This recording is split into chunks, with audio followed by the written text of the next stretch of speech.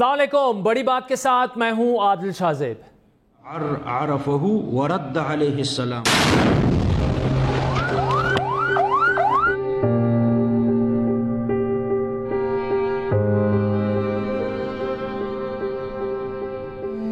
ہم درس میں مصروف تھے کہ دھماکے کی آواز سنا۔ آئی ڈی بلاسٹ ہے جس میں 5 سے 6 کلو ہائی ایکسپلوزیو یوز ہوئے ہیں۔ ٹارگٹ تو یہ طلباء تھے نا جو درس پڑھ رہے تھے، قال اللہ قال رسول پڑھ رہے تھے۔ پرسن آئیڈینٹیفائی نہیں ہوا وہ کون شخص تھا۔ بیگ رکھ کے گیا جس کی وجہ سے دھماکہ ہوا ہے۔ حکومت نے اطلاع دیا تھا لیکن کوئی سکوت نہیں دیا تھا۔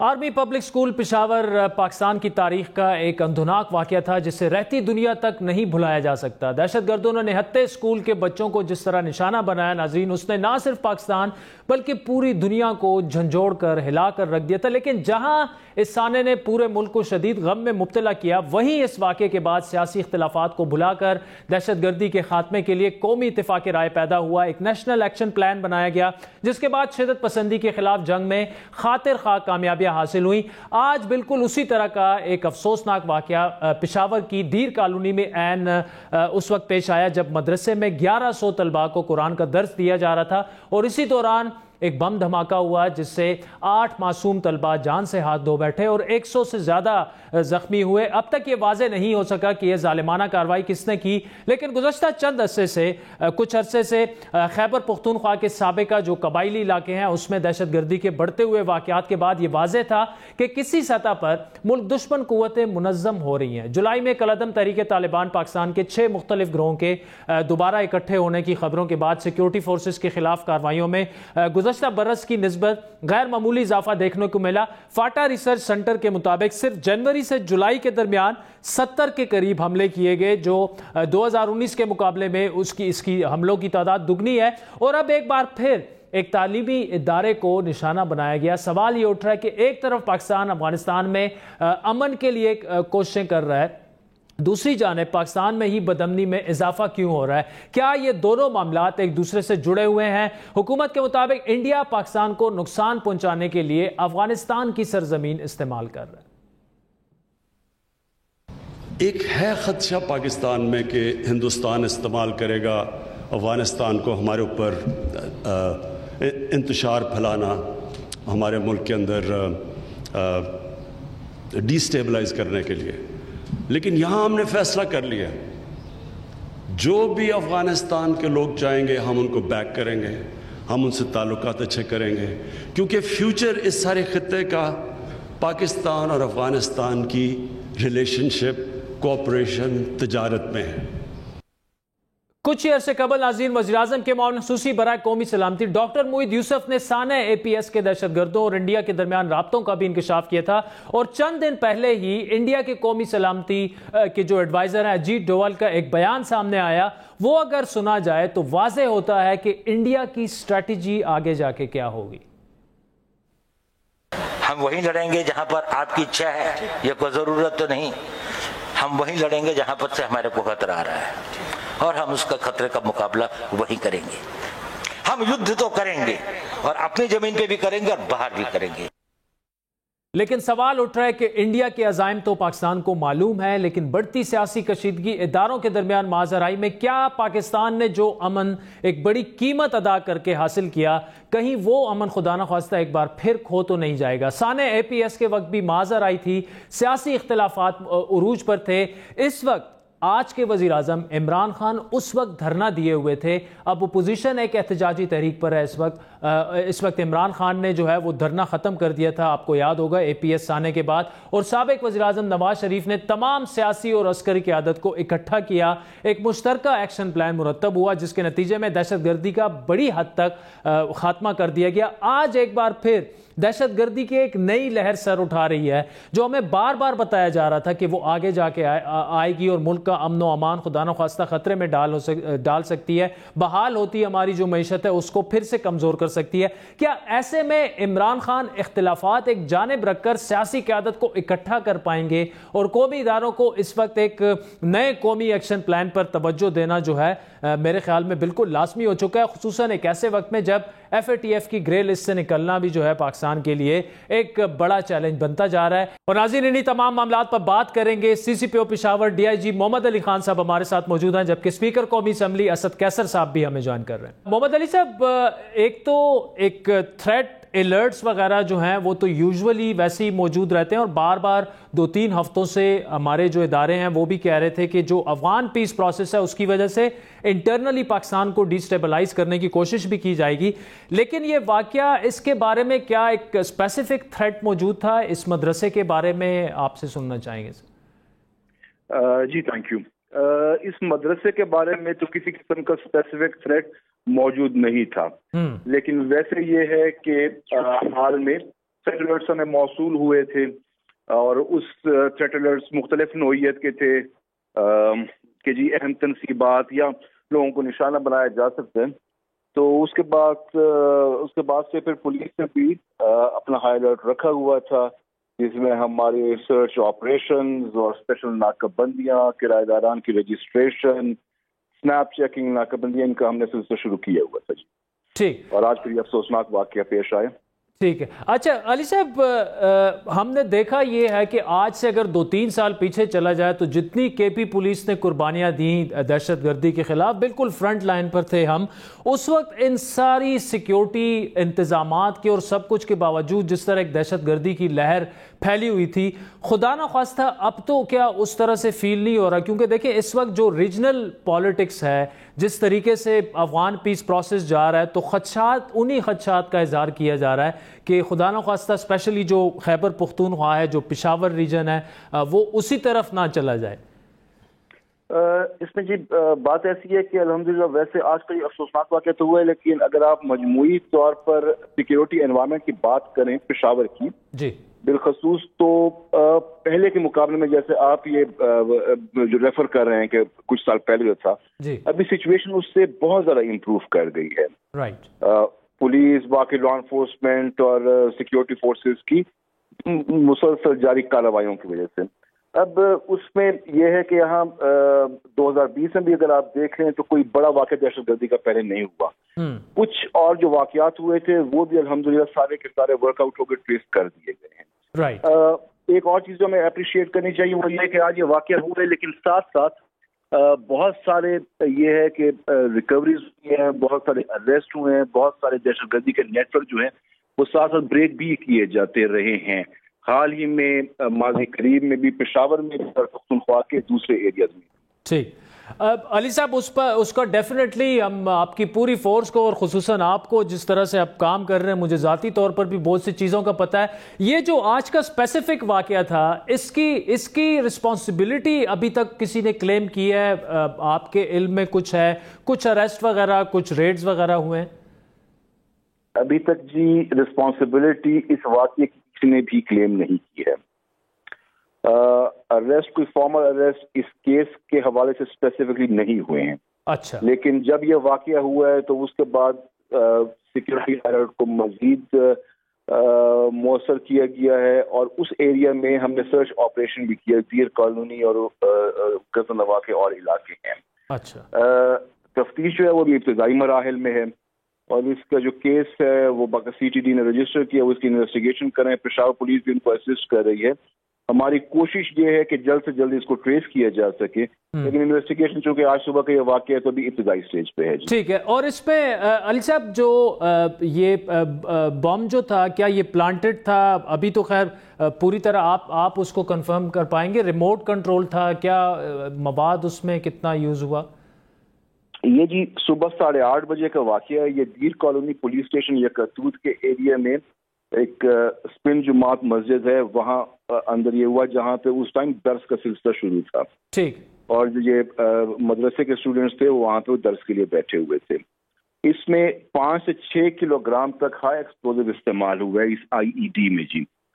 اور یہ جو انیشیل ہمارے بام ڈسپوزل یونٹ کی رپورٹ ہے تو اس کے مطابق غالباً یہ ٹائم ڈیوائس ہے جی. اس کے علاوہ ہائی ایکسپلوزیو کس قسم کا ہے اور اس کی جو مزید فورینزک انویسٹیگیشن ہے تو وہ BTO اس پر کام کر رہی ہے, لیکن ابھی تک ان کا کنکلوسیو نتیجہ سامنے نہیں آیا ہے.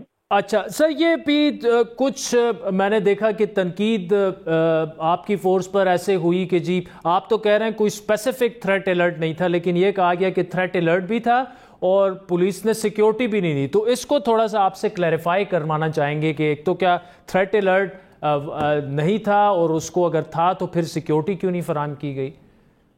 جیسے میں نے پہلے کہا جی کہ اس مدرسے کے حوالے سے کسی قسم کا کوئی بھی اسپیسیفک تھریٹ الرٹ نہیں تھا.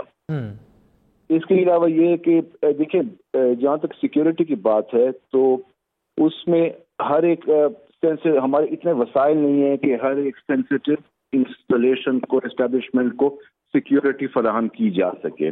لیکن اس میں ہمارا یہ سلسلہ ہے کہ صرف ہمارے آفیسر ان کی باقاعدہ سیکیورٹی آڈٹ کرتے ہیں. سیکیورٹی آڈٹ کی روشنی میں جو بھی مینجمنٹ ہوتی ہے کسی انسٹالیشن کی، ان کو سیکیورٹی ایڈوائزری بھی ایشو کی جاتی ہے کہ جی آپ یہ جو چیزیں ہیں ان پر عمل پیرا ہوں.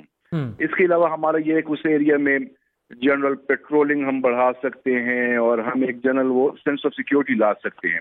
لیکن اس میں ہمارے وسائل نہیں ہے کہ ہر ایک جگہ کو سیکیورٹی انفرادی طور پر دی جا سکے، اور اسپیسیفک تھریٹ جو میں نے پہلے بتایا آپ کو کسی قسم کا نہیں تھا. ٹھیک ہے. اچھا علی صاحب، آخری سوال آپ سے کہ ہم یہاں پہ بیٹھ کے آپ لوگوں سے سوالات تو کرتے ہیں اور آپ پر ہم تنقید کا کوئی موقع بھی نہیں جانے دیتے، لیکن یہ وسائل کی آپ نے جو بات کی، اب پشاور ریجن، میں خود بھی چونکہ پشاور سے ہوں، کافی بہت بڑا ریجن ہے، بڑا اہم ریجن ہے، لیکن ساتھ میں جو یہ کہا گیا کہ جی مختلف جو شدت پسند گروپ ہیں افغانستان میں وہ ری گروپ ہو گئے، اور ظاہری بات ہے اس کا زیادہ پریشر جو ہے وہ پشاور اینڈ سبربز اور ان ساری چیزوں پر ہوتا ہے. پھر آپ نے اپنا جو لا اینڈ آرڈر ہے پشاور میں اس کو بھی مینٹین رکھنا ہوتا ہے. آگے اپوزیشن کا جلسہ بہت بڑا آنے والا ہے. کتنا پریشر ہوتا ہے فورس پر، اور اوور آل خدا نخواستہ اگر ایک آدھ واقعہ اور ہو جاتا ہے تو بہت زیادہ پریشر میں نہیں آ جائے گی آپ کی پوری فورس؟ دیکھیں جی وسائل کی کمی کا واقعی ہمیں کافی ایشو ہے. جیسے پھر آپ نے بتایا کہ پشاور کیپٹل سٹی، اس میں ہماری کمٹمنٹس بہت زیادہ ہیں، لا اینڈ آرڈر کی کمٹمنٹس بہت زیادہ ہیں. ہماری کوئی نہ کوئی ایونٹ چل رہا ہوتا ہے، ہمیں بہت ساری انسٹالیشنز کو سیکیورٹی کرنی پڑتی ہے، جو کرائم ہے کرائم کے حوالے سے کرنا پڑتا ہے.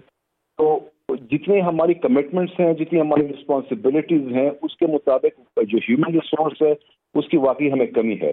لیکن جتنے بھی ہمارے اب موجودہ ایگزسٹنگ وسائل ہیں ان کی ہماری کوشش یہی ہوتی ہے کہ بیسٹ پاسبل یوٹیلائزیشن کیا جائے اور ہر ایک رسپانسبلٹی سے عہدہ برائے ہوا جائے.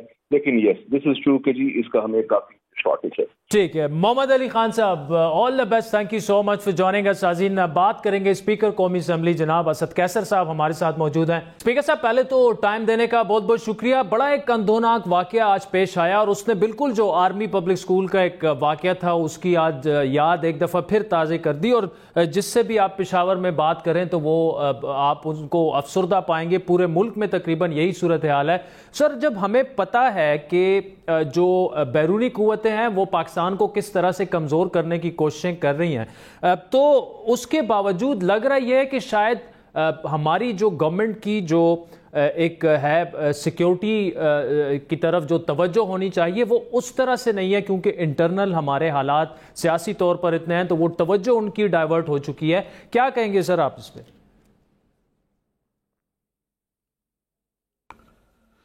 بسم اللہ الرحمن الرحیم.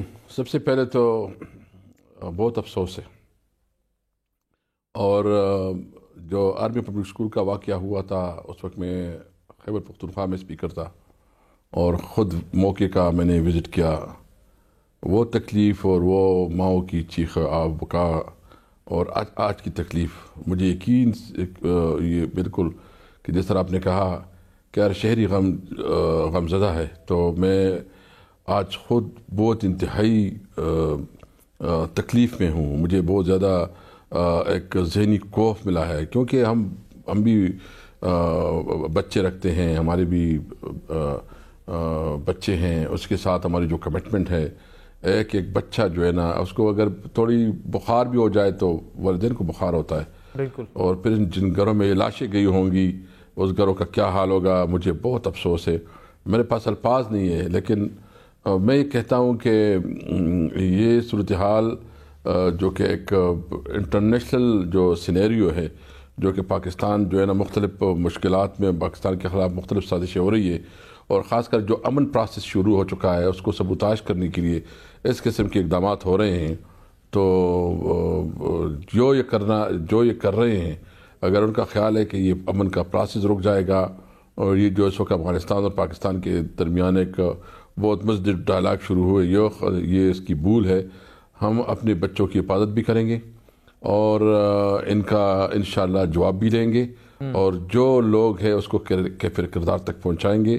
اور میں اپنے تمام ان والدین کے ساتھ میری ہمدردی ہے اور اس کو یقین دہانی کرتا ہوں کہ آپ کے دکھ درد میں ہم برابر کے شریک ہیں، اور انشاءاللہ تعالی ہم کسی لیول پہ آپ کو اکیلے نہیں چھوڑیں گے. جی اچھا اسپیکر صاحب، آپ نے جس جانب اشارہ کیا افغان پیس پروسیس، اس میں بھی آپ ایک بڑا اہم اور مرکزی کردار ادا کر رہے ہیں، اس میں بھی آپ سے بات کریں گے. لیکن یہ جو ایک بڑا اعتراض صبح سے اٹھایا جا رہا ہے کہ حکومت کی توجہ اپوزیشن کو ٹیکل کرنے میں زیادہ ہے اور دہشت گردی کو ٹیکل کرنے میں کم ہے، تو کیا واقعی اسی طرح ہے کہ توجہ جو ہے، ظاہری بات ہے اگر سڑکوں پر لوگ نکلے ہوں، جلسے جلوس ہوں، تو باقی اہم معاملات سے ہٹ جاتی ہے پھر؟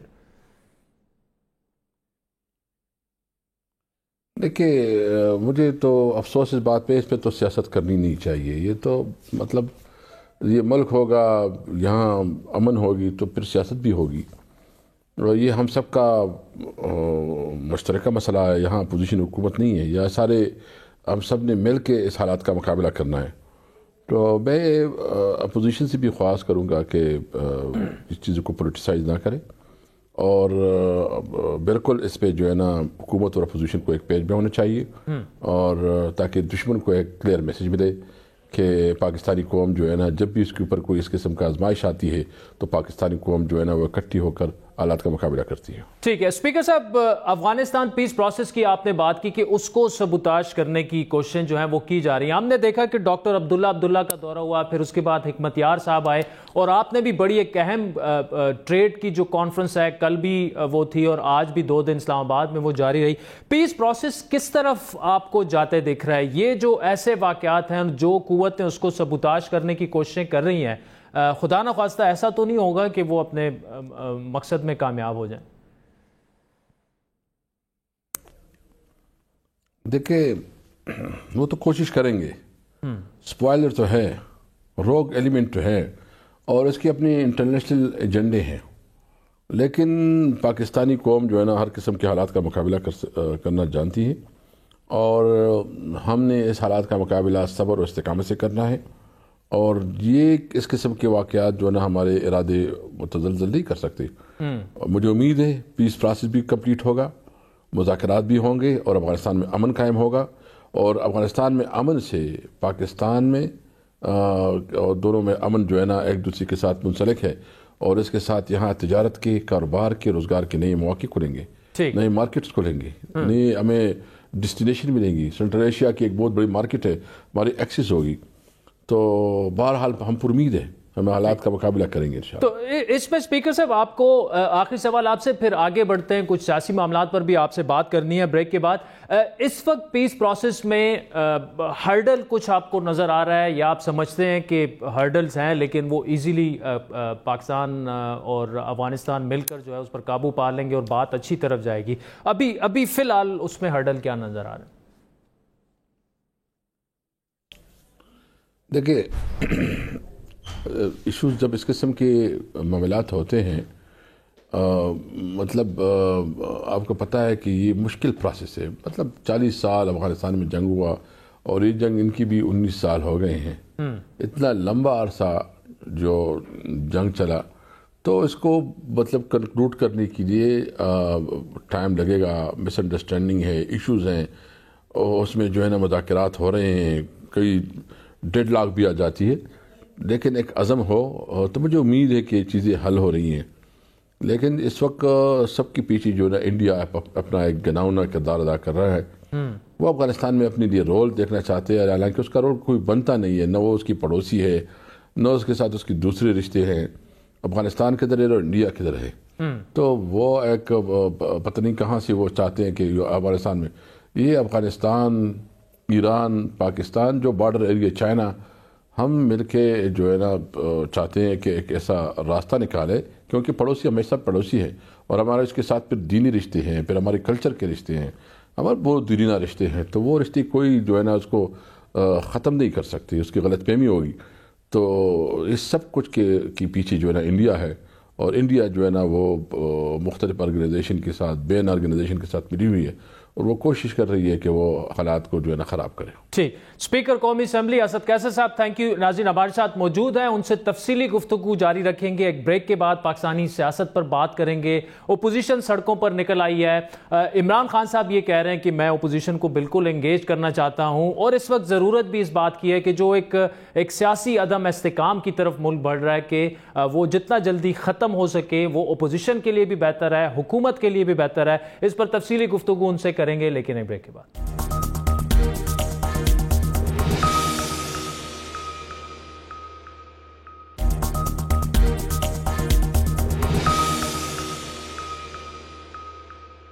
ویلکم بیک ناظرین، اسپیکر قومی اسمبلی اسد قیصر صاحب ہمارے ساتھ موجود ہیں۔ حکومت اور اپوزیشن کے درمیان جو مناظر آئی ہے اس میں فی الحال ایک وقفہ آ چکا ہے۔ گجرانوالہ، کراچی اور کوئٹہ میں بڑے بڑے جلسوں اور سخت بیانیے والی اپوزیشن کی تقریریں اب 1 ماہ تک تھم چکی ہیں۔ اس میں خوشائند بات یہ ہے کہ اب حکومت کے پاس شاید یہ آخری موقع ہے کہ اپوزیشن کو انگیج کیا جا سکے، کوئی درمیانی رستہ نکالا جائے، کیونکہ حکومت کے تمام تر دعووں کے باوجود اپوزیشن کے جلسوں کے پہلے مرحلے نے حکمران جماعت پر دباؤ بڑھایا ہے۔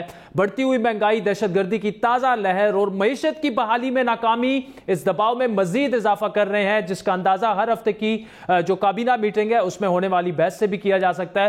گزشتہ کئی ہفتوں سے کابینہ میں وزراء اس بات کا احساس دلاتے ہیں کہ مہنگائی کتنا بڑا چیلنج ہے۔ وزیر اعظم باقاعدگی سے مہنگائی میں کمی لانے کے عزم کا اظہار کرتے ہیں، لیکن اس سے نہ حکومتی نااہلی کہیں یا صلاحیت کا فقدان کہیں، مہنگائی کا جو جن ہے وہ بوتل میں بند ہوتا نظر نہیں آ رہا، اور حکومت کی جانب سے کبھی ذخیرہ اندوزوں اور کبھی اپوزیشن کو مورد الزام ٹھہرانے کے علاوہ کوئی ٹھوس حکمت عملی اور نتائج سامنے نہیں آ رہے۔ آج کے اجلاس میں مہنگائی کا ذمہ دار بیوروکریسی کو ٹھہرایا گیا، یعنی حکومت اپنے علاوہ اب تقریباً سب کو ذمہ دار قرار دے رہی ہے، لیکن عوام کا پیٹ ان الزامات سے نہیں بھرے گا۔ نااہلی کا جو تاثر اس حکومت کی انتظامی ناکامی سے بنتا جا رہا ہے، اس کا فائدہ اپوزیشن کی تحریک کو ہوگا، جو آنے والے دنوں میں شدت اختیار کر سکتی ہے۔ اب تک معاملات ناظرین ایک بند گلی میں ہمیں جاتے دکھ رہے ہیں۔ قومی اسمبلی تک کا اجلاس ہنگامہ آرائی کی نظر ہو جاتا ہے، لیکن ایسا کب تک چلے گا؟ کئی حکومتی وزراء خود اس بات پر متفق ہیں کہ بات چیت کا دروازہ کھلا رکھنے کی ضرورت ہے۔ کیا یہ وقت ابھی آ چکا ہے کہ گورنمنٹ کو پہل کرنی چاہیے؟ کیونکہ دیکھیں جتنا بھی عدم استحکام آ جائے، لیکن آخر میں بات آ کے ٹیبل پر ہی ڈیسائیڈ ہونی ہے، جو بھی ہونی ہے، تو پہل کر لینی چاہیے گورنمنٹ کو۔ میں آپ کی بات سے متفق ہوں کہ ایک احساس رہتا ہے انسٹیبلٹی کا، لگتا ہے کہ ہماری جو سڑکیں ہیں ان کے اوپر ایک جلوس نکل رہے ہیں، لہٰذا یہ بات آپ کی بالکل صحیح ہے کہ ایک معیشت کے استحکام کے ضمن میں اور اس کی خاطر یقینی طور کے اوپر یہ جو بات چیت ہے یا جو بھی اپوزیشن کے ساتھ ایک گفتگو کا سلسلہ جو ہے وہ ہونا چاہیے، اور ہو سکتا ہے، کوئی پرابلم نہیں ہے۔ پرائم منسٹر صاحب نے پارلیمنٹ کے اندر اور پھر اپنے ابھی جو آخری ان کا انٹرویو ہوا اس میں، دونوں میں انہوں نے یہ بات کہی کہ ہم آپ کے ساتھ ہر بات کے اوپر بات کرنے کو تیار ہیں، صرف آپ کا جو نیب کا کیسز کا معاملہ ہے اس کو آپ جو ہے وہ پرائمری ایشو نہ بنائیں۔ اپوزیشن کا دعویٰ ہے کہ حکومت کی جانب سے کئی اراکین ان سے رابطے میں ہیں جن کا مقصد اہم قانون سازی میں ان کی حمایت کرنا ہے۔ یہ لوگ اس کے کنٹرول میں نہیں ہیں، درجنوں جو ہے وہ ہمارے ساتھ رابطہ کر رہے ہیں۔ یہ سی پیک کی لیجسلیشن آپ لے کے آ رہے ہیں، اس کے اوپر ہمارے ساتھ رابطہ کیے ہوئے ہیں۔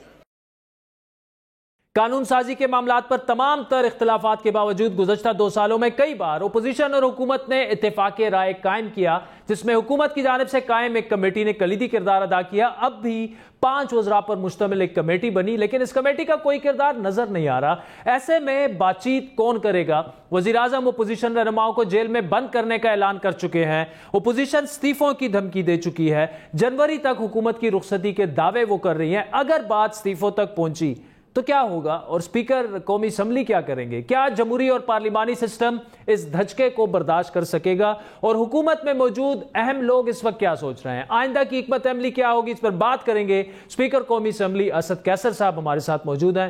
اسپیکر صاحب ایک دفعہ پھر شکریہ آپ کا۔ یہ بتائیے گا کہ اس وقت جو سچویشن ہے، اپوزیشن جو ہے وہ سڑکوں پر نکل آئی ہے، خان صاحب جو ہیں وہ انہیں انگیج کرنا چاہتے ہیں لیکن کہتے ہیں وہ کیسز پہ بات نہیں کرتے۔ ریگارڈلیس آف دیٹ ابھی اس وقت پاکستان کو استحکام کی ضرورت ہے، اور استحکام میں سب سے بڑا کردار جو ہے وہ حکومت ہی پہل کرتی ہے، حکومت ہی آگے ہاتھ بڑھاتی ہے کہ جی آئیے بیٹھے مذاکرات کریں۔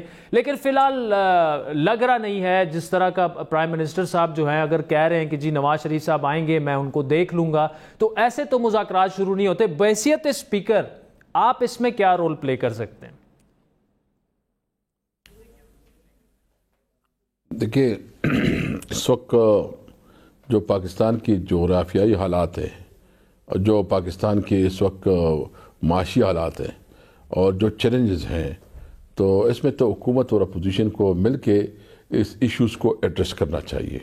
بے شک اس کی اپنی نقطہ نظر ہو، اپنی سوچ ہو، باقاعدہ مطلب اپنا نقطہ نظر بھی رکھے، لیکن کچھ چیزیں ایسی ہوتی ہیں کہ وہ قومی ایشوز ہوتے ہیں، قومی مسائل ہوتے ہیں، اس میں ایک ہی پیج پہ آنا ہوتا ہے۔ تو میں سمجھتا ہوں کہ قومی مفاد کے خاطر جو ایشوز، مثال کشمیر کے ایشو ہو گیا، اور جو حضور صلی اللہ علیہ وسلم کی حرمت اور اس کی تقدس کا ایشو ہو گیا، اس قسم کے پاکستان کی سالمیت کی مسئلہ ہو گیا، تو اس پہ جو ہے نا سب کو ایک پیج پہ ہونا چاہیے۔ ٹھیک ہے، تو اس میں اسد قیصر صاحب سب سے بڑی رسپانسبلٹی تو وہی گورنمنٹ کی بنتی ہے کہ خان صاحب کو خود ہاتھ بڑھانا ہوگا۔ دیکھیں اس سے پہلے بھی معاملات، جب مولانا صاحب اپنا دھرنا لے کے اسلام آباد پہنچے تو اس وقت بھی کمیٹیاں بنی، پرویز خٹک صاحب بھی، اور آپ کا بھی ایک عزت و احترام کا ان کے ساتھ رشتہ ہے، مختلف ان سے رابطے کیے گئے تو معاملات اچھی طرف چلے گئے۔ اب اس بات کی ضرورت ہے کہ گورنمنٹ اسی طرح کچھ ایسی کمیٹی بنا دے، پہل کرے کہ وہ جا کے ملاقاتیں کریں اور معاملات کو اچھی طرف لے کے جائیں۔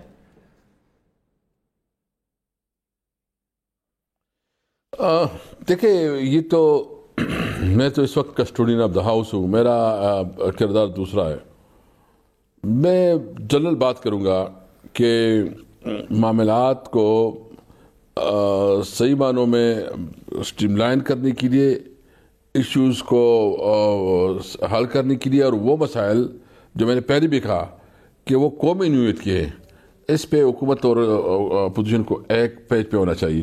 باقی اپنی سیاست کرے، اپنی پالیٹکس کرے، لیکن ایک لیول ہونا چاہیے، ایک لیول سے نیچے نہیں جانے چاہیے۔ مطلب ایک دوسرے کی انسلٹ کرنا، ایسی قسم کی بات کرنا جس سے جو ہے نا پورا ماحول خراب ہو، ایشو بیس پالیٹکس ہو۔ میں چاہتا ہوں کہ کوئی اگر مذاکرات نہ ہو مذاکرات، لیکن کم از کم جو ایشوز ہے، مثال کے طور اس وقت ہمیں انرجی کی ایشوز ہیں، ہمیں جو ہے نا واٹر کرائسس آ رہے ہیں، اس وقت جو سب سے بڑا مسئلہ جو ہے نا انرجی کرائسس ہے یا دوسری چیزیں ہیں، ان پہ کل پہ ڈیبیٹ کرے، ڈسکشن کرے، ایک پیرابیٹی کے اندر، ایک اخلاقی اقدار کے اندر رہتے ہوئے، اور حکومت جو ہے نا کو دل بڑا کرنا چاہیے، اس کو جو ہے نا بالکل اس کا سننا چاہیے، اس کی پروپوزل جو ہے نا بالکل ایکسیپٹ کرنی چاہیے، اور اپوزیشن کو بھی کھل کے تجاویز دینی چاہیے۔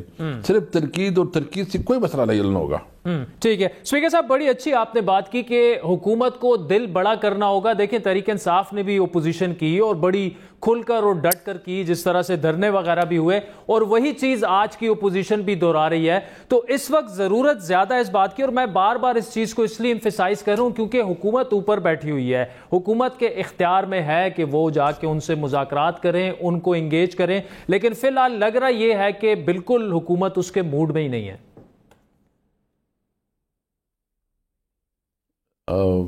مطلب دیکھیں، حکومت دنیا میں کہیں بھی جو ہے نا ایشوز کی بیس پہ مذاکرات کرتے ہیں نا، ایشوز ہوں، کل جو ہے نا اسمبلی میں قرارداد پاس ہونی تھی تو اس پہ اس کے ساتھ بیٹھ گئے، اس کے ساتھ بات کی، اس قسم کی کشمیر کے حوالے سے ریزولوشن پاس کرنی تھی تو اس کے ساتھ بات کی۔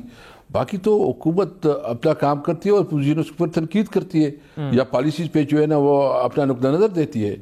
تو یہ مطلب ضروری نہیں کہ حکومت اور اپوزیشن وہ جو ہے نا اس میں مذاکرات ایسے ہو کہ نہیں وہ تو حکومت اپنا کام کرے, اپوزیشن اپنا کام کرے, اپوزیشن ہائی لائٹ کرے چیزوں کو, ایشوز کو ہائی لائٹ کرے, اور حکومت جو ہے نا اس چیزوں کو اگر سمجھتی ہے کہ کوئی کبھی ویشے تو اس کے مطابق وہ اس کے مسائل کا حل نکالے. ٹھیک ہے اسپیکر صاحب, آپ خود بھی ریگولرلی آپ حلقے میں جاتے ہیں, اور اس وقت جو سچویشن ہے عوام, ظاہری بات ہے آپ کو پتہ ہوگا کہ مہنگائی بھی ہے, انرجی کے کرائسس بھی ہیں, کتنا بڑا چیلنج ہے یہ تحریک انصاف کے لیے جس طرح سے انہوں نے وعدے وغیرہ کیے تھے کہ اس کو ڈیلیور کریں, کیونکہ آپ خود عوام سے ان ٹچ ہیں, آپ کو پتہ ہے کہ اس وقت وہ کیا کہہ رہے ہیں, کیا سوچ رہے ہیں.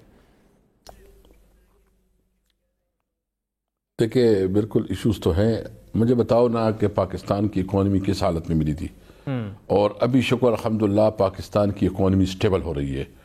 ڈالر جو ہے نا روپیہ تکڑا ہو رہا ہے, اور ڈالر کے مقابلے میں اکانومی, یہ اس کے اثرات ابھی عوام کو جانا شروع ہو جائیں گے. امید ہے جو مہنگائی کا لہر ہے ہم اس کو سمجھتے ہیں کہ بالکل ہے. مجھے امید ہے کہ کم از کم 15-20 دن کے اندر اندر چیزیں نارمل سچویشن کی, کیونکہ حکومت جو اقدامات کر رہی ہے اسی چیزیں نارمل پوزیشن پہ آئیں گی انشاءاللہ تعالی. ٹھیک ہے سر, یہ جو آخری سوال آپ سے اسپیکر صاحب, کہ اپوزیشن یہ کہہ رہی ہے کہ ہم آگے جا کے استعفے دیں گے تو اس سے تو ڈیڈ لاک پیدا ہو جائے گا, تو آپ ہاؤس کو کیسے چلائیں گے, اور دوسرا آپ استعفے منظور کر لیں گے؟ ایسا تو نہیں ہوگا یا صادق صاحب کی طرح نامنظور کریں؟ نہیں, دیکھیں گے اس وقت جو بھی سچویشن ہوگی وہ اس کے مطابق دیکھا جائے گا. نہیں تو 5 سال پورے کر لے گی حکومت اسپیکر صاحب؟ Thank you. انشاءاللہ بالکل 5 سال پورے کریں گی, کوئی وری نہیں ہے, ریلیکس ہے. تھینک یو جی, تھینک یو. السلام علیکم. اسد قیصر صاحب, thank you so much for joining us. ناظرین, اسپیکر قومی اسمبلی اسد قیصر صاحب کو آپ نے سنا. ایک تو وہ یہ کہہ رہے ہیں کہ جب اگر اپوزیشن کے استعفے آ گئے تو وہ سوال میرا یہ تھا کہ کیا ایاز صادق صاحب کی طرح آپ استعفے جو ہیں وہ فی الحال جیب میں رکھیں گے, منظور کر لیں گے؟ انہوں نے کہا جی اب استعفے آئیں گے اس وقت دیکھیں گے, لیکن بڑے کانفیڈنٹ تھے, وہ کہہ رہے تھے کہ حکومت اپنے 5 سال پورے کرے گی. اسی پر تجزیہ لیں گے سینئر صحافی اور کالمسٹ آسما شیرازی ہمارے ساتھ موجود ہے. Asma, thank you so much for joining us. کل اسپیکر صاحب سے آپ نے بھی بڑی تفصیلی گفتگو کی, کیا لگ رہا ہے آپ کو آسما, آج اختر مینگل صاحب نے مریم نواز سے ملاقات کی, مولانا صاحب اب کہہ رہے ہیں کہ حکومت سے کوئی مذاکرات نہیں ہوں گے, حکومت کہہ رہی ہے کہ مذاکرات کے لیے ہم تیار ہیں لیکن NRO نہیں دیں گے, کیسے یہ بات کس طرف جاتی دکھ رہی ہے آپ کو, خصوصاً جب 1 مہینے کا ایک وقفہ موجود ہے, حکومت کے پاس یہ ٹائم موجود ہے کہ اسے یوٹیلائز کر کے اپوزیشن کو انگیج کرے؟ جی بہت بہت شکریہ عادل. بالکل ایک طرح سے پہلی بار ہے پاکستان کی سیاست میں کہ حکومت کہتی ہے ہم نے اپوزیشن سے بات نہیں کرنی, اپوزیشن کہتی ہے ہم نے حکومت کی بجائے اسٹیبلشمنٹ سے بات کرنی ہے, اور اسٹیبلشمنٹ جو ہے وہ اس وقت بالکل حیران اور پریشان ہے کہ کس طرح سے اس پورے معاملے کو جو ہے وہ نمٹایا جا سکتا ہے. آج بہرحال مولانا فضل الرحمان صاحب نے ایک ونڈو آف اپرچونٹی کھولی ہے گورنمنٹ کے لیے, جب انہوں نے سکھر میں بات چیت کرتے ہوئے یہ کہا کہ وہ اتحادیوں سے بات کر سکتے ہیں, حکومت سے نہیں. تو اس کا مطلب یہ کہ پہلے بھی وہ اتحادیوں سے بات کرتے رہے ہیں, اور اتحادیوں کو وہ سمجھتے ہیں کہ وہ اسٹیبلشمنٹ کے نمائندے ہیں, لہٰذا وہ انہوں نے ایک کاف لیگ کے ساتھ بات کرنے کا آج اشارہ دیا. دوسری طرف انہوں نے ایک اور بڑی اہم بات کر دی, انہوں نے یہ بھی کہا کہ وہ نواز شریف صاحب کو سمجھا لیں گے, یعنی وہ جو ایکسٹریم پوزیشن مولانا فضل الرحمان کے نزدیک میاں صاحب لے چکے ہیں اس پہ بھی وہ بات کرنے کے لیے تیار ہیں. تو یہ ایک آج کی اچھی پیشرفت, اچھی ڈیولپمنٹ. اچھا, اس میں آسما یہ بتائیے گا, اس سے پہلے بھی جن اتحادیوں کی جانب وہ دعویٰ کر رہے ہیں ان سے تو درمیان میں وہ شدید ناراض ہو گئے تھے, اور آپ کو اور مجھے اس کی وجوہات بھی پتہ ہیں کہ وہ جو ڈیل کر کے گئے تھے اس پر عمل درآمد نہیں ہوا. تو اس دفعہ کیا آپ سمجھتی ہیں کہ چودھری برادران بھی درمیان میں آنے کے لیے تیار ہو جائیں گے, اور مولانا نواز؟ جی عادل, یہ جو مولانا فضل الرحمان ہے نا, یہ بہت ہی زیادہ سمجھدار اور زیرک سیاستدان ہے, اور ظاہر ہے کہ وہ جو ہم بات کرتے ہیں کہ تینوں طرف جو اپوزیشن کے 3 بڑے کردار ہیں وہ تینوں بہت زیادہ زیرک ہیں. تو مولانا نے یہ بات جان بوجھ کے کی ہے کہ اگر حکومت کوئی انگیجمنٹ کرتی ہے, اس کا مطلب یہ نہیں ہے کہ وہ انگیجمنٹ فوری طور پہ چاہتے ہیں. انہوں نے ایک ونڈو ضرور اوپن کر دی ہے, لیکن ابھی اپوزیشن اس موڈ میں نظر نہیں آتی کہ وہ حکومت کے ساتھ بات چیت کرے گی یا ایون اتحادیوں کو بھی انگیج کرے گی. البتہ ایک اشارہ ضرور دے دیا گیا ہے.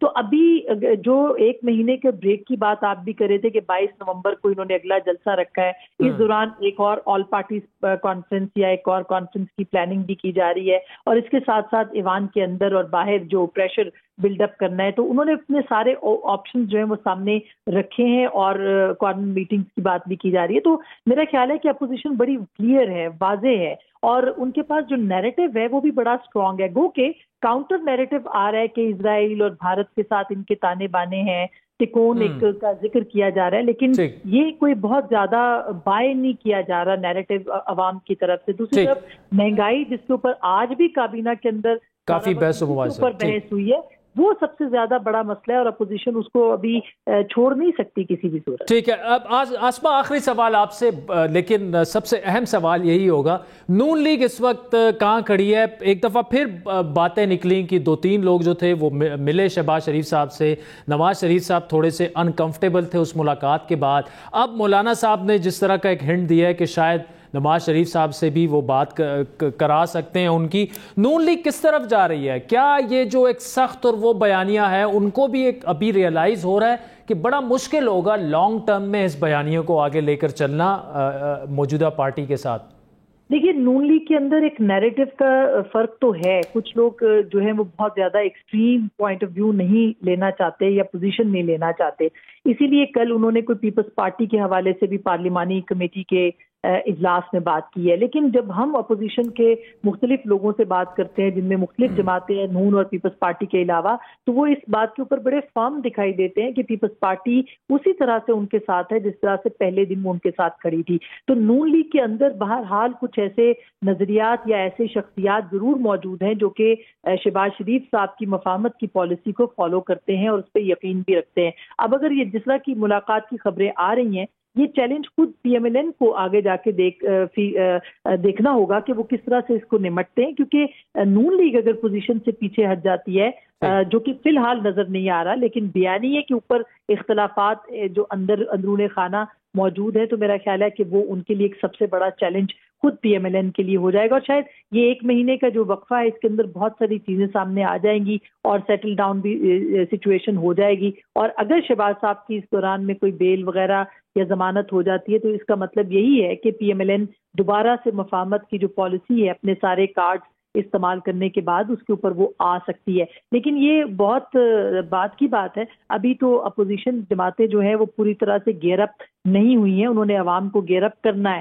اور وہ اس کے لیے جو ہے وہ اپنی پچ تیار کر رہی. ٹھیک. Asma Shirazi, thank you so much for joining us. ناظرین، وقت تو چاہتا ہے ایک بریک کا، جس کے بعد آپ کو پیرس لیے چلیں گے، جہاں پر پیغمبر اسلام کے خاکوں کے جس طرح سے وہ شائع کیے، اور بار بار وہاں پر نہ صرف مسلمانوں کے اندر فرانس میں بلکہ یورپ میں اور پوری دنیا میں ایک اضطراب پایا جاتا ہے. اور اس کے بعد جو فرینچ پریزیڈنٹ نے جس طرح کے کنٹروورشل ریمارکس دیے، اور آگے چونکہ فرانسیسی انتخابات بھی آنے والے ہیں، اور وہ ایک سیاسی ایک بیانیے کے طور پر اس کو بلڈ کر رہے ہیں، جس سے نقصان جو ہے وہ جو مذاہب ہیں، جو تہذیبیں ہیں، اس کے ٹکراؤ کی طرف بھی جا سکتا ہے. اس پر تفصیلی گفتگو کریں گے. فرانس کے مسلمان کیا سوچ رہے ہیں، آپ کی بات کروائیں گے پیرس میں بھی، اور پیرس کے گرد و نواح میں بھی. بڑے اہم لوگوں سے ہمارے ساتھ رہیے.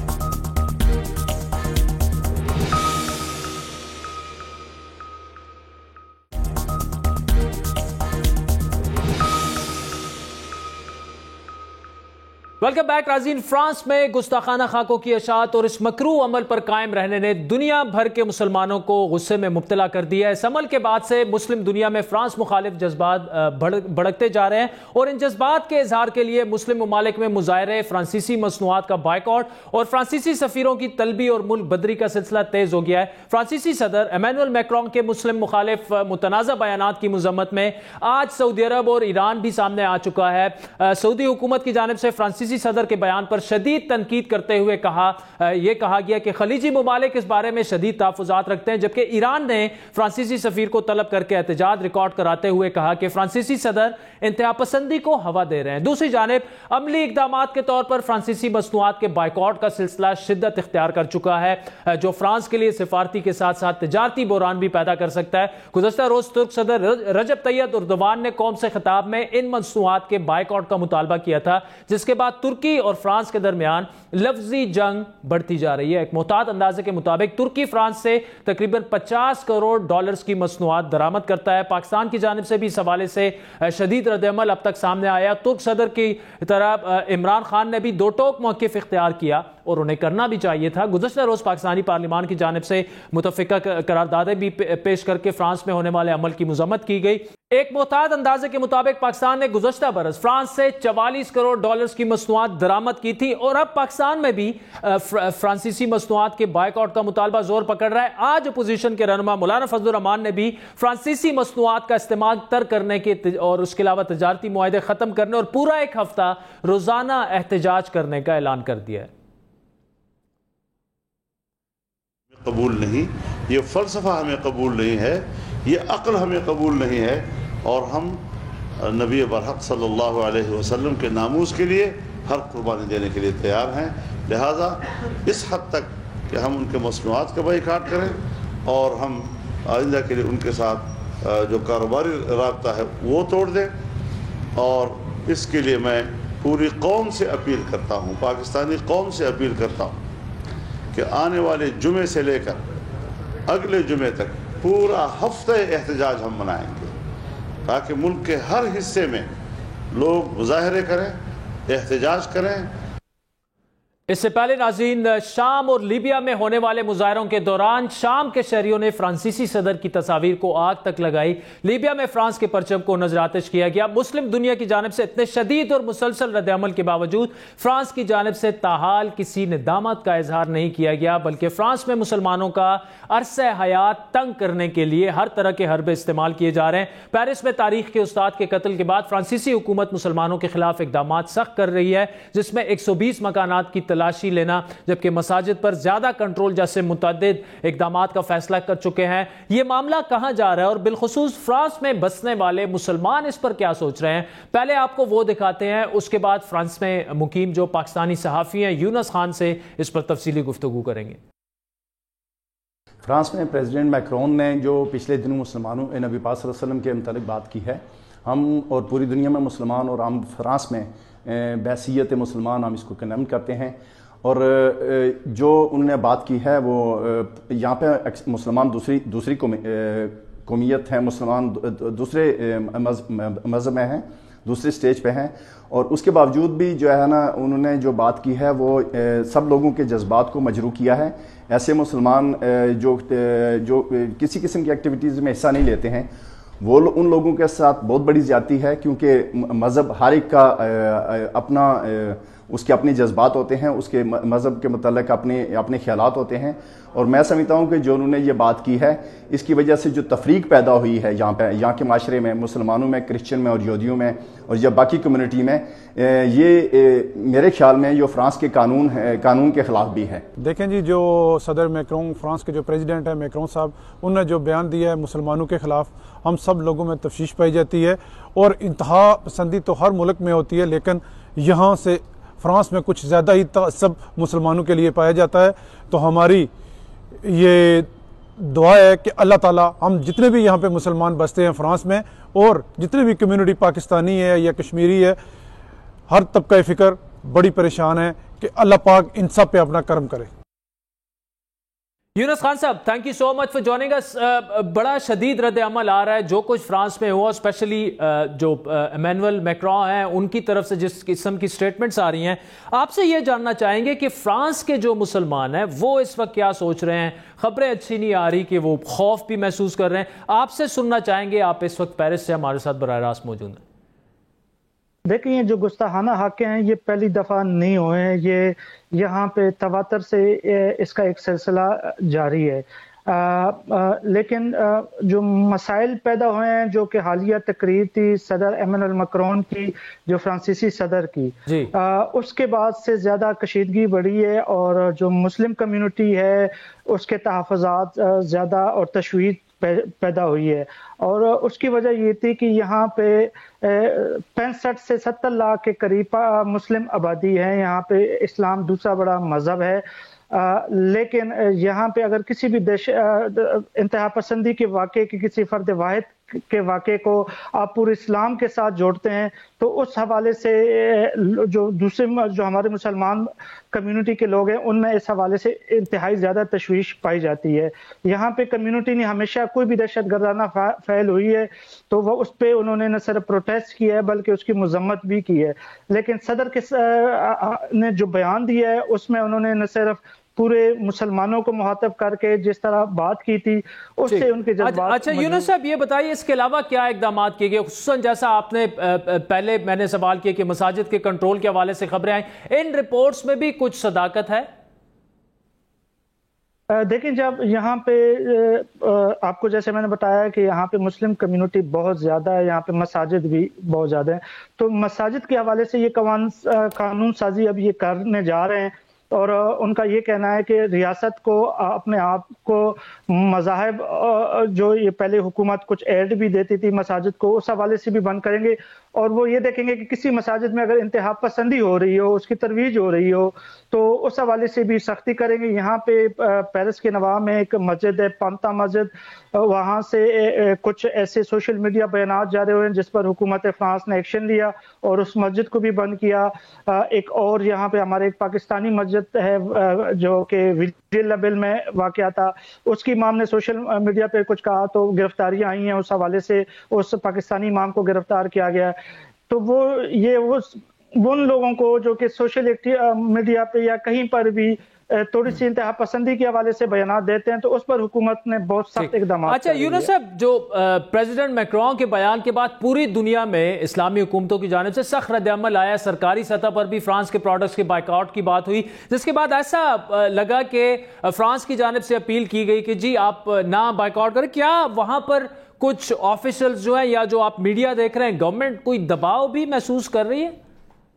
دیکھیں جو اس حوالے سے صدر ایمانوئل میکرون نے بیان جاری کیا تھا اور انہوں نے کہا تھا کہ جو فرانس کے تجارتی بائیکاٹ کی جو بات ہے اس پہ جو عرب ممالک ہیں وہ اثر نو غور کریں. اس حوالے سے جو یہاں کے وزارت خارجہ کا بھی کل بیان آیا ہے اور ان کی طرف سے یہ بیان آیا ہے کہ یہ جو ہماری اقتصادی طور پر بائیکاٹ کی بات کی جا رہی ہے یہ بے بنیاد ہے اور فرانس پر جو حملے ہیں اقتصادی طور پر وہ بند کی جائے. اگر آپ فرانس کے دیکھ لیں کہ 15 یا 20 بڑے ممالک تجارتی ممالک آپ لے لیں جن کے ساتھ فرانس کا کاروبار ہے تو اس میں مسلم ممالک بالکل نہیں ہے، اس میں صرف قطر اور ترکی دو واحد ایسے ممالک ہیں جن کے تھوڑے بہت کاروباری حجم زیادہ ہے. زیادہ تر حجم جو ہے ان کا یورپ کے ساتھ، امریکہ کے ساتھ اور چائنا کے ساتھ کاروبار ہے. لیکن لازمی بات ہے کہ جب کوئی بھی یہ چیزیں ہوتی ہیں یہ افیکٹ تو کرتی ہے، لیکن ماضی میں بھی جب ڈنمارک میں یہ حاکم شائع ہوئے تھے تو اس پہ انہوں نے اقتصادی اور تجارتی بائیکاٹ کی بات کی تھی، لیکن اگر آپ گراؤنڈ پہ دیکھیں تو یہ چیزیں یہ اقتصادی بائیکاٹ یہ ممکن نظر نہیں آتا. یونس خان صاحب، سب سے آخری لیکن سب سے اہم سوال کہ اس پورے معاملے میں فرانس کی جو انٹرنل پالیٹکس ہے اس کی سیاسی اہمیت کے بارے میں ذرا ہمیں بتائیے، کیونکہ 18 ماہ بعد وہاں پہ انتخابات بھی ہونے ہیں. ایسے میں کیا یہ معاملہ فرانسیسی صدر میکرون کے لیے سیاسی طور پر بھی اہم ہے؟ جی بالکل، اور مجھے اس کے پیچھے یہ بیان کے پیچھے یہی سارا کچھ کار فرما نظر آتا ہے. پچھلے دفعہ یہ جو ابھی الیکشن ہوئے ہیں یہاں پہ بلدیاتی الیکشن، اس میں حکومت نے کی کارکردگی بہت بری رہی ہے اور اس میں نیشنلسٹ نے تھوڑی سی سیٹیں زیادہ وہاں پہ حاصل کی ہوئی ہیں. اگر آپ دیکھیں کہ میکرون 3 سال سے زیادہ عرصے سے یہاں پہ برسر اقتدار ہے، یہاں پہ اس سے پہلے ٹریڈ یونینز کا یہاں پہ احتجاج تھا، پھر یلو ویسٹ کا یہاں پہ بہت لمبا احتجاج جاری رہا ہے اور یہاں پہ آپ کو جیسے پتا ہے کہ بالکل فرانس بند ہو کے رہ گیا تھا. اس کے بعد جو کرونا کی وجہ سے اقتصادی طور پہ تو یہ جو موجودہ حکومت ہے یہ اقتصادی طور پر ڈیلیور نہیں کر پائی تھی اور اس ٹائم کم ترین سطح پر جو مقبولیت کی کم ترین سطح پہ یہ ہے موجود. تو مجھے یہی ایک فیکٹر اس میں نظر آ رہا ہے کہ ان کے جو اقدامات ہیں وہ اگلے الیکشن کی تیاری ہے, اور جو وہ نیشنلسٹ جو سیٹیں لے کے گئے ہیں ان کو کور کرنے کے لیے اس کو ایک ٹول کے طور پر استعمال کرنے کے لیے یہ بیان دیا گیا ہے. یعنی پوری دنیا کو کے مسلمانوں کو اشتعال دلایا جا رہا ہے, کیونکہ فرانس میں آگے انتخابات آنے ہیں. یونس خان صاحب ہمارے ساتھ پیرس سے موجود تھے, سینئر صحافی اور تجزیہ کار ہیں. بہت بہت شکریہ. ناظرین, آج کے پروگرام پر آپ کے فیڈ بیک کے منتظر رہیں گے. ہمارا ٹویٹر ہینڈل ہے @بڑی بات. مجھے میری ٹیم سمیت اجازت دیجیے. خدا حافظ.